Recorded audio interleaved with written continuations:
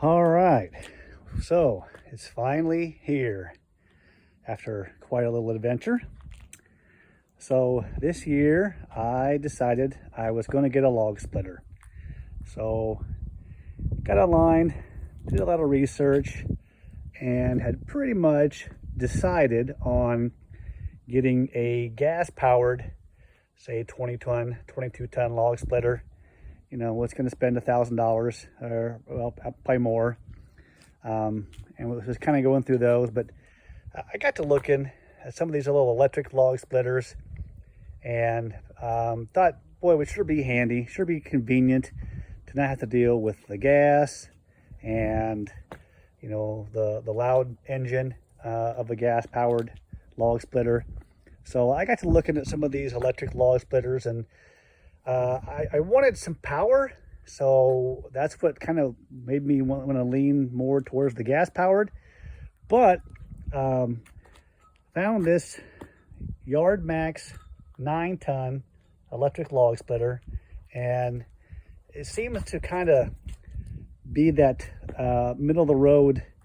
Hopefully give me some power, not quite the same power you're going to get in a gas log splitter, but more than those 5-ton, 6.5-ton little electric log splitters. So this is the one I landed on. So gonna give this one a shot here. I burn a lot of wood in the wintertime in my fireplace. I've been splitting wood by hand, and I don't know, just finally decided I was gonna break down and get the power here. Really enjoy my fireplace, really enjoy burning wood, and plus it gets me outside, gets some good exercise and all. So a lot of benefits to it as well. Save a lot of money on my energy bills every year, so you know that helps too. But wanted to share a little bit of my experience so far with this. Found this online, bought it online, and kind of had a couple of options with it. I could have it shipped to the store and go pick it up at the store, or I could have it shipped right to my house and for the same price. I mean, basically free. So I thought, you know, what the heck, I'll just have it shipped to my house. That sounds pretty convenient. So I got my original delivery date set, and the date kind of came and went, and it got rescheduled and rescheduled again. And then all of a sudden I got this alert saying that, hey, your package has been delivered. Well, looked outside, no package. So I called up the where I bought it from to say, hey, I don't have this thing. And they said there was something that they could do. They referred me to the shipper to look and see what was going on. So I called the shipper, and the original shipper, I guess I should say, to say, hey, my package shows delivered, but I don't have it. So what's going on? Well, they did some looking, and come to find out, they don't deliver to my area. So they passed it off to another carrier to have it delivered to my address. And then that was going to put it back another week for delivery. So I got the number of the new carrier, called them up, said, do you have my package? And they had to look around and says, yeah, we got it. And I just wanted to know if I could just come pick it up myself, because you know, the more times it gets kind of moved around or put on those trucks, you know, kind of the worse it gets. And in this case, you can kind of see that I'm already a little nervous about this, because I've got a pretty big gash in my box here. I'm thinking I'm okay. It seems to be kind of in the area where I don't think anything, it's not where the motor is. You know, the motor is going to be down here in this area. So, and the frame looks okay. I don't see any big dents or dings or anything like that. So something must have just kind of caught it, maybe like right here, and just ripped. Not really sure, but so anyway, I just picked it up myself and from the carrier and brought it home. I guess so I would just probably recommend, maybe in most cases, just have it shipped to the store and go pick it up right there. because it's going to be in a bunch of stuff. They're going to get it, and if you have something like this right here, it's going to get resolved right away by the store you buy it from. So, but anyway, it's here. I'm gonna unbox it and get it set up. It's a beautiful fall day here, and I got some wood split here, so we're going to see how this thing does. So I'll be back in a few. Okay, there it is, out of the box, and really nothing to it. I kind of would have thought there'd be a little more setup involved, but literally all I had to do was just put the back wheels on. The front frame is already intact. There was just some styrofoam packing around it. Actually, very sturdy design here. I was kind of worried about the wheels a little bit, but the wheels actually don't even touch the ground. The motor has a little base or stand built into it to keep the motor up off the ground, or to keep anything from popping up and getting it while working or even in transit. So that's kind of cool. But yeah, the wheels are kind of up off the ground, and just there, if you want to move this thing around, it is heavy. It's 100. Well, the package was 180 pounds. I mean, and really not much else to it. It's already all there. I was a little worried about that hole, you know, maybe some parts fell out or something like that. But I mean, as you can see, the only thing that comes with it is 2 wheels and the manual. The bolts for the wheels were already on the shaft for the wheels, so all I had to do was just take those off, put the wheels on, and put the nuts and the bolts on. It's got a nice, real heavy cord, and the frame is it's solid. It's a heavy piece of equipment there. So yeah, I think we're ready to go. I'm kind of excited to get this thing plugged in and put a log on it and see what she does. All right, so I got it set up here. Been playing around with it just a little bit just to get a feel for it. Made sure my bleed valve was open as the manual recommends. Kind of a cool feature I didn't realize that this had, because most that I watched were 2-hand operation, and this is literally just 1-hand operation.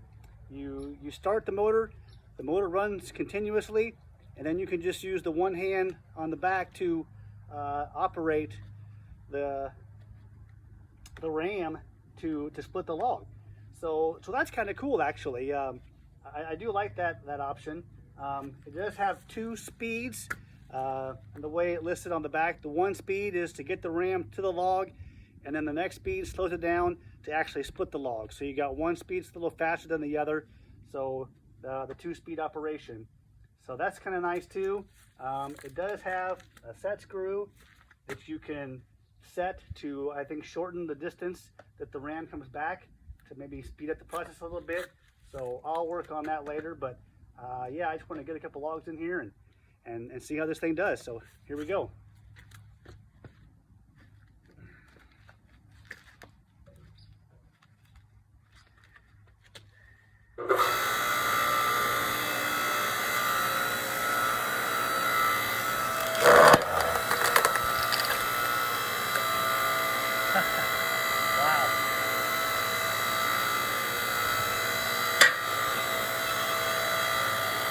Just like nothing. Big old knot right there, went right through it, just like nothing. And the 1-hand operation.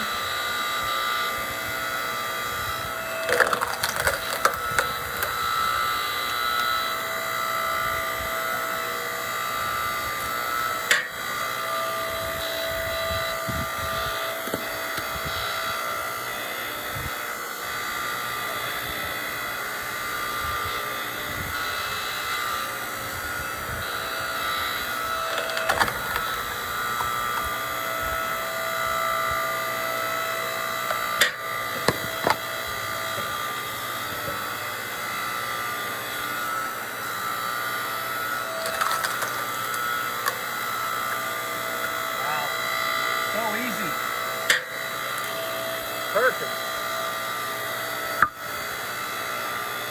Let's try a little bigger log here.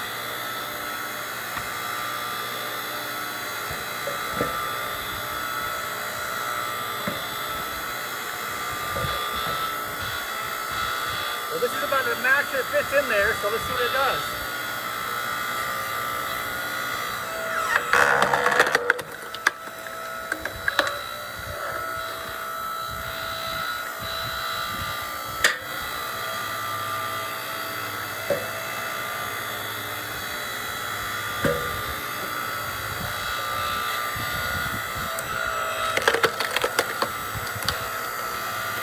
Not even slowing down. Uh-oh. Yeah.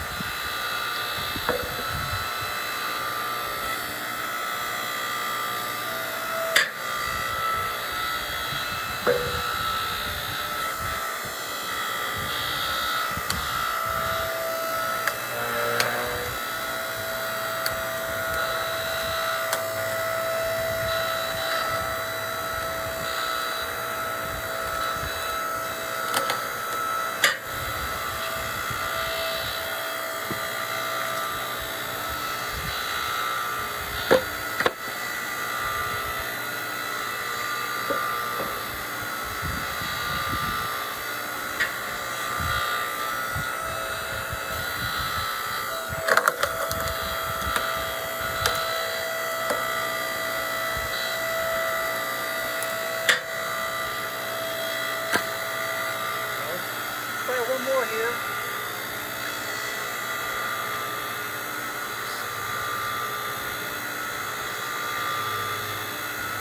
Put a big old knot on the side. Again, about the max it fits in there.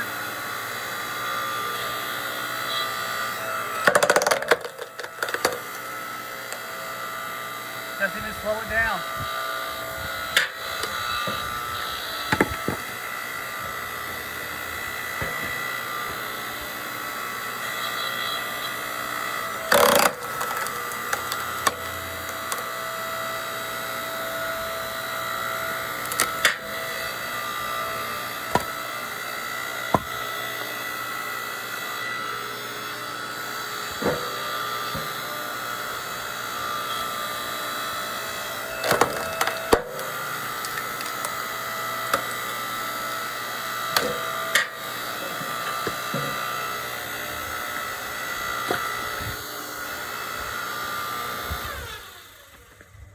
One button, one push starts the motor, one push stops the motor, one hand operation all throughout. So, wow, so far it's going through these things like nothing. So I think I got the power that I wanted, the convenience of electricity, without all the extra, you know, the gas and the and all the extra things, you know, the maintenance of a gas engine. So yeah, I'm gonna get to work here and split some wood, but this is gonna be a lot of fun, and I think this is gonna save me a lot of time. So yeah, that's my my take on the Yardmax 9-ton electric log splitter. So I think we're gonna like it. So check it out.